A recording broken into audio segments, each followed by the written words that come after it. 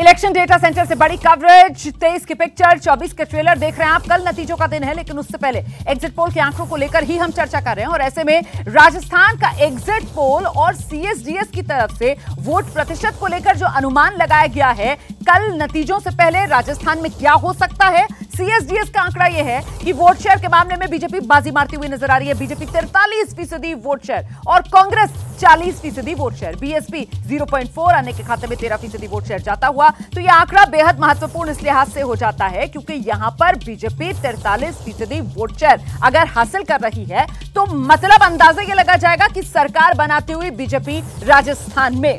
आलोक जी, मतलब यह खतरे की घंटी कांग्रेस के लिए? देखिए, इसमें कहीं कोई दो राय नहीं है कि कोई भी राज्य हो, चुनाव कांटे के हुए हैं और सीएसडीएस का कोई भी आंकड़ा आता है तो उसको हम बिल्कुल सिरे से खारिज नहीं कर सकते हैं। लेकिन बहुत बार ऐसा भी होता है कि 1% वोट पर 1.5% वोट पर ही सरकारें बदल जाती हैं, 20 से 25 सीटों का डिफरेंस हो जाता है।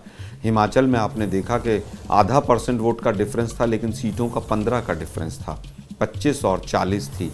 तो मुझे लगता है कि वोट परसेंटेज एक इंडिकेशन जरूर है, लेकिन जितना क्लोज कंटेस्ट आ रहा है इंडिकेशन तो मतलब राखी राठौड़ जो है उन्हें खुश कर रहा होगा ये इंडिकेशन। बीजेपी 43% और कांग्रेस 40%। राखी?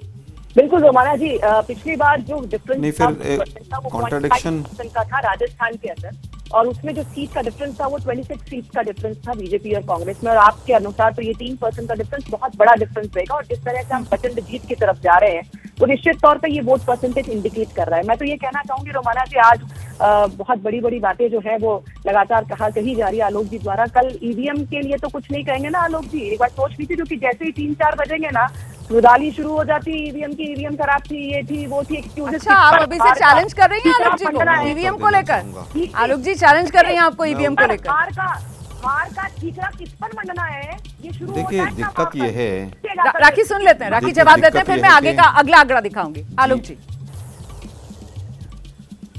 ईवीएम पर अगर सबसे पहले कोई ईवीएम पर सवाल उठाया तो आडवाणी जी ने उठाया और दूसरे जीवीएल थे और दोनों ही बीजेपी में बने हुए हैं। ईवीएम पर, इलेक्शन कमीशन पर कोई बात करो, बीजेपी एकदम ढाल बनकर खड़ी हो जाती है।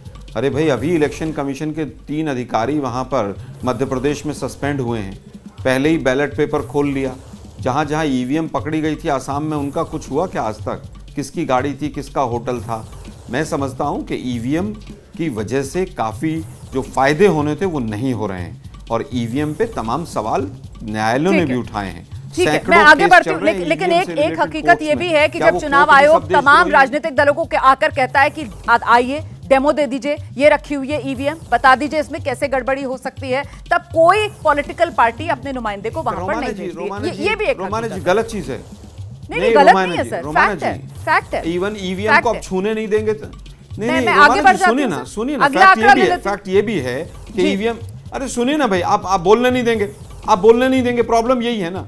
मैं ये कह रहा हूं कि ईवीएम को इलेक्शन कमीशन छूने नहीं देगा और जब इलेक्शन कमीशन बीजेपी या मोदी जी की मुट्ठी में नाचेगा और सुप्रीम कोर्ट उनके इलेक्शन कमिश्नर के रिक्रूटमेंट पे सवाल उठाएगा, ईवीएम को छूने नहीं देगा और खुद अगर उसमें लिप्त पाया जाएगा जब क्या करेंगे?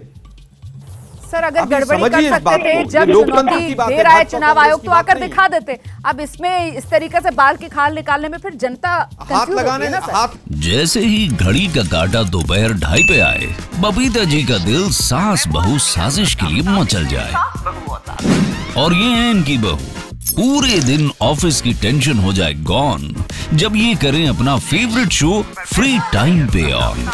इनकी तरह आप भी देखिए अपना फेवरेट शो अपने टाइम पर और डाउनलोड कीजिए एबीपी लाइव ऐप अपने स्मार्ट टीवी पर।